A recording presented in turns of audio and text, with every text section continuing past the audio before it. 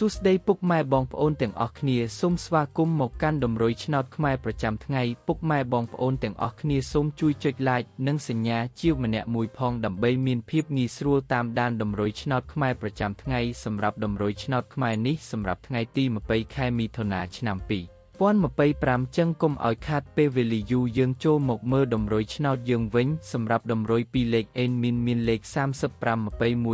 39 43សម្រាប់ប៉ុស្តិ៍ ABCD សម្រាប់លេខអូសអេនមានពីរគ្រាប់គឺអូសខ្ទង់30និង20សម្រាប់តម្រុយ3លេខគឺអេនមានពីរគ្រាប់ផងដែរគឺមានលេខ